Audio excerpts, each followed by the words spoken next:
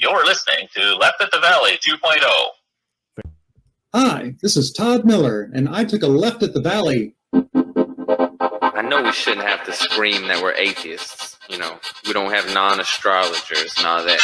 But with the religious people taking over the world, I mean, we can either speak up or be pushed into a corner. I'm proud to be an atheist, a skeptic, a non-believer, an infidel, a heathen. I call it how I see it.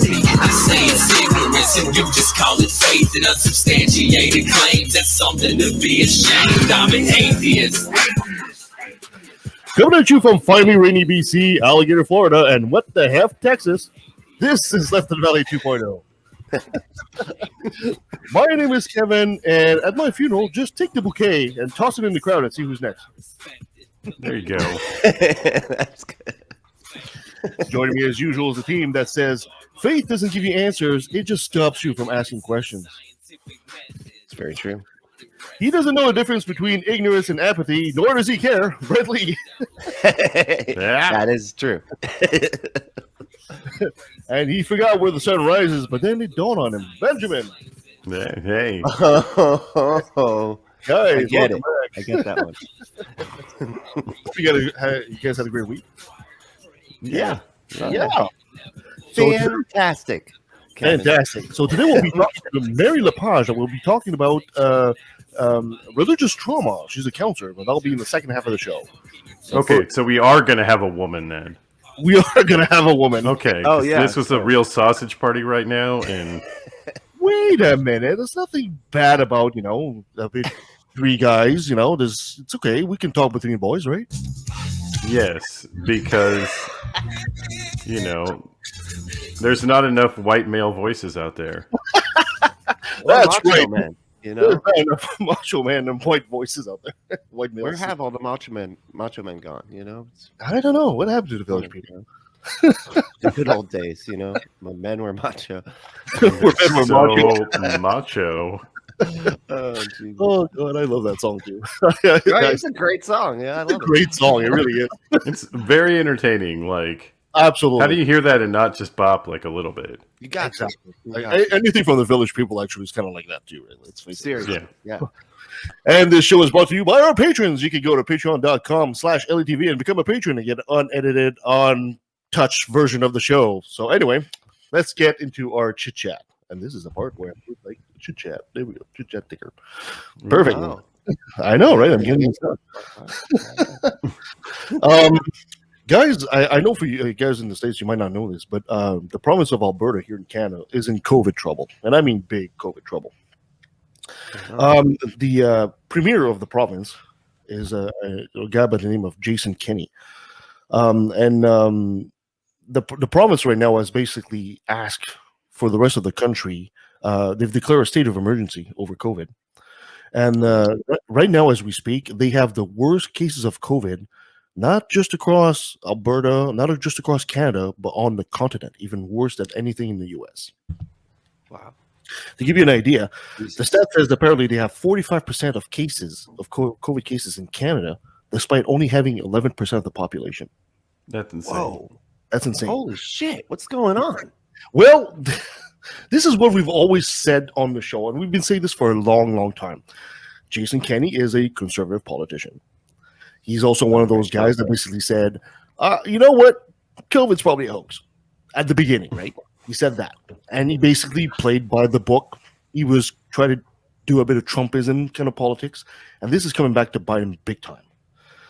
Now, he's even asking the other provinces in the country to take some of the patients because the hospital system in Alberta is beyond overburdened at this point. Wow. And Alberta's the Texas one, right? That's like what they Alberta call is it. the version of Texas. Exactly. Yeah. Okay. This is why I keep saying on the show, and we've said this many, many times, politics matter, the way you vote matters, and this is proof of it right there. Oh, yeah. Right now, he's completely done a 180, and now he's actually supporting COVID passports, which he was completely against from the beginning. Vaccine passports? Like Vaccine passport. They right. have kept their economy open. They didn't want to shut down anything like that. It's coming back to bite them big time. And this is a problem. It's a problem to the point that you guys might not know, but Canada right now is in the midst of a federal election, and the guy who was the main opponent to Justin Trudeau, the Prime Minister, is a guy by the name of Aaron O'Toole. He was doing very, very well until this. He was actually doing very well to actually the Liberals and the Conservatives are actually in a dead heat, and the election is happening in the next couple of days. Damn, really? Oh, Yeah. So for a while there, it was looking really bad. But because of this, Jason Kenney, the Premier of Alberta, might have inadvertently given the election to Justin Trudeau, because Aaron O'Toole supported Jason Kenney. And he also said that if he was Prime Minister, he would do the exact same thing. Wow. And now all the press is looking at him saying, what did you mean by that? And they're holding his feet to the fire. And he's looking like a complete idiot now. Oh, man. That's great. So what you're saying is that Aaron is an O'Toole and that's Trudeau? Wow, that was very good. 10 points on that, Benjamin. 10 points. That is Yeah. Wow. absolutely awesome. Good man. You just came up with this on the fly. That's awesome, man. You thought of that as soon as all three of those names had been said, and you're like, I got Exactly. I got this. I'm all over it. So great. this goes back to what we've always been saying on this show. The way you vote matters, and I hate these people that say, "Oh, it doesn't matter who you vote for." Yeah, it does. It absolutely does. And COVID is a prime example of this.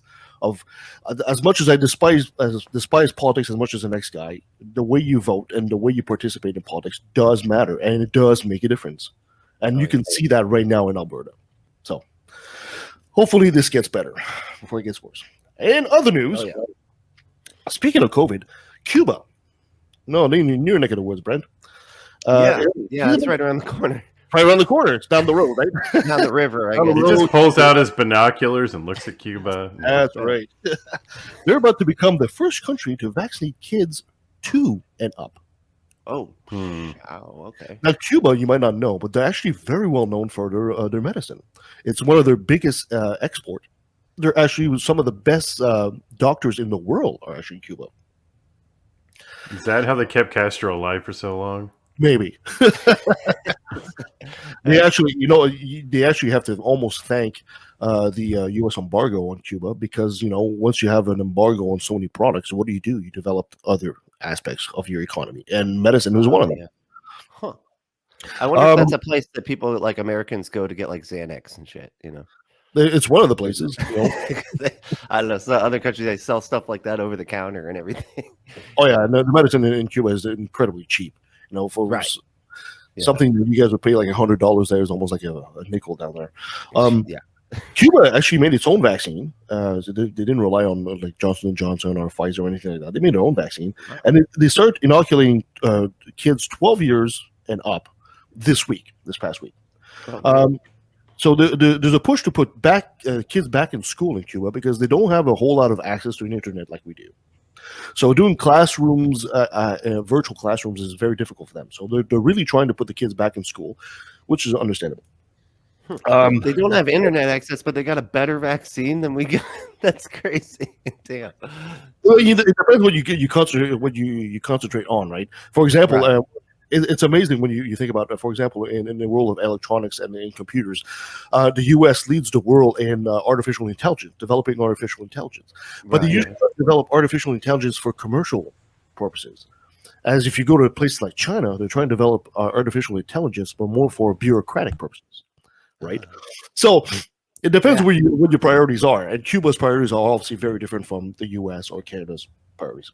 Right. You don't want to be governed by a computer. There's a whole episode of Star Trek Next Generation about it. And Yeah, but you could just fool them by asking them a question, a rhetorical question. That's how you fool the computers, apparently, in Star Trek. What is it? My logic is undeniable. I Robot. I Robot. That's right, with Will Smith. Good one. 5 points for that. So this is where Cuba is right now, and Chile down way down south there has actually expressed to start again, do the same thing as well. So that's going to be interesting to watch that. Oh yeah. In other news, did you guys hear that a carbon capture machine? This is a machine that's capable of removing 4,000 tons of CO2 per year, has been turned on in Iceland. Oh shit. It's the biggest of its kind. This name is actually named Orca, which is Icelandic for energy. It's the largest carbon removal facility in the world. It was built by a company called Climeworks, and the machine uses fans to draw air into filters where they capture the CO2, and then it's heated, and then it's collected, it's dissolved in water, and then it's buried in basalt rock formations where it crystallizes into carbon minerals. So they're actually sucking air in it, and they're trying to remove the carbon from it and burying down into the ground. This sounds like the plot of the movie The Core. And on top of that, the machine is actually using geothermal energy, so it's very, very green at the same time. It probably, let's put it this way: for 100% of carbon emission it collects, it might release 10%. So it captures 90% of it and really kind of puts it into the ground. So this is great news if you're an environmentalist. And it's going to be very interesting to see where that technology heads down the road. And it's really just getting sucked right back into the thing. I mean, really, Yeah, exactly. It comes out, goes right back in, and it's oh boy.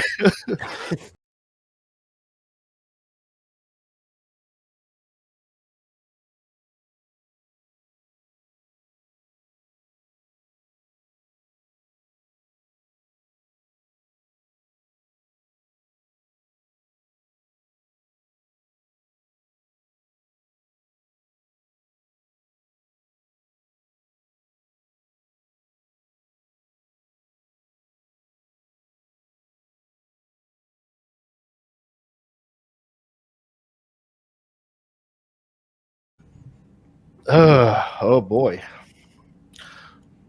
There we go. oh, all right. Well, Well, yeah. all right, fine. There's three of I us. I thought it would be cool to. It's all right. You thought it'd be cool to just have you Just be me. Yeah, no, that'd be great. There we go. There you go.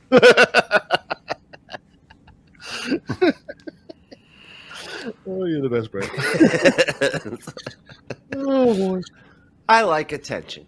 You know what I'm saying? I That's become abundantly clear, I'm sure. okay.